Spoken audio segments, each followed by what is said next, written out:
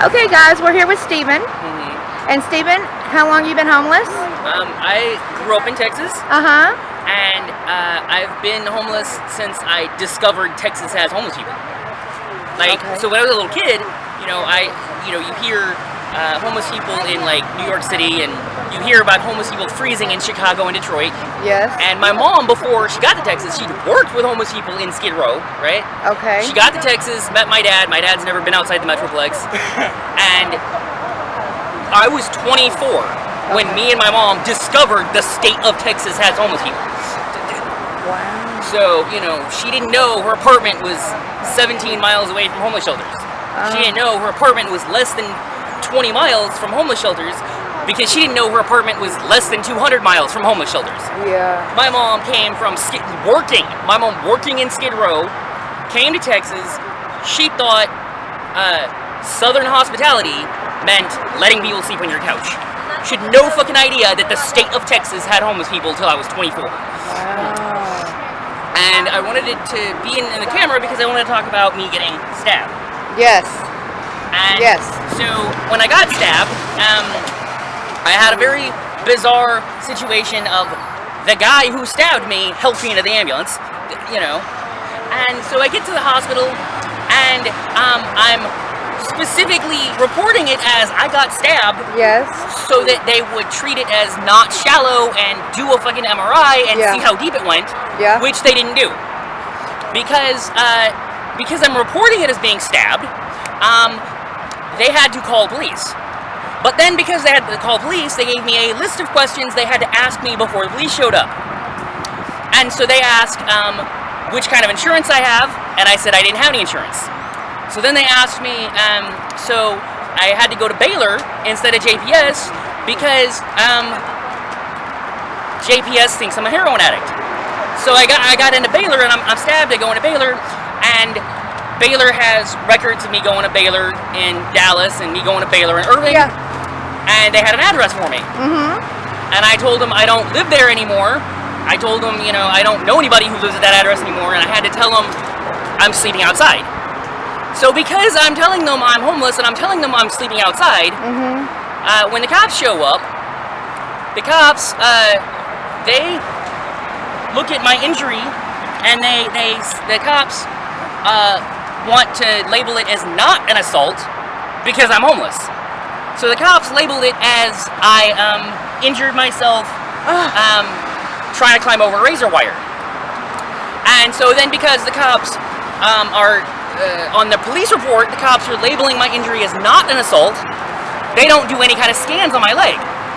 And so then because they're not doing any scans on my leg, the hospital writes down my wounds as really superficial, and I can't get any kind of wheelchair.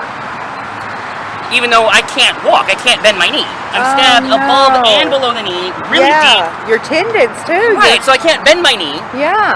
So then I have to steal a wheelchair. Oh no. But then I don't have the phone number of the guy that called the ambulance for me. Because I didn't need it, because I'd been next to him nonstop for 2 weeks. I didn't need that number. I didn't have the number. So I didn't have anybody to push me. Yeah.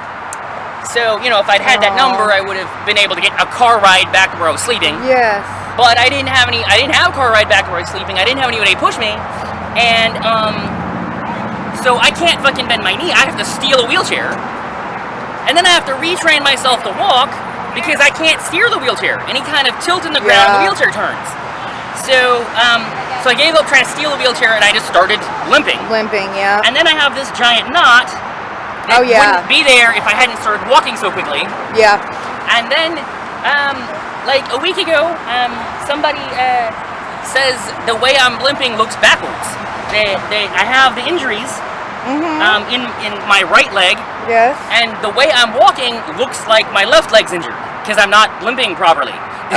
Wow. And it's probably making the knot worse, right? Well, you walking on it's probably making it worse too. No, I mean, in a knot, it's I really, that knot wouldn't be there if I hadn't started walking so quickly. Exactly.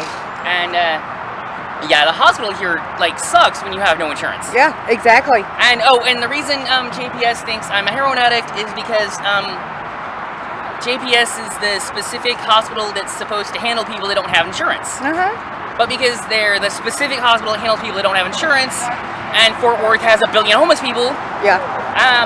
I went in there with a kidney stone. I'm screaming in pain, and JPS thought I was having pain from being dope sick from heroin. Oh no. So I'm screaming in pain. They thought I was dope sick from being heroin. Are you an addict? Not heroin. Okay. So they thought I was being dope sick on heroin. And I kept telling them, hey, I'm in pain, give me a painkiller. Yeah. And I stayed in there until they specifically told me, no, we're not giving you a painkiller.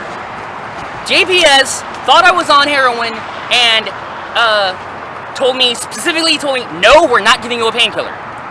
Now, any other fucking city, you go to the hospital, and if the hospital, and you're in pain, and if the hospital thinks if you're in pain, they'll give you a painkiller. Well, your blood pressure is going to go up anyway from the pain. But if you go up to any other fucking hospital and the fucking staff thinks your pain is dope sick, they will either give you a painkiller, give you fucking Narcan, Suboxone, or methadone. Yeah.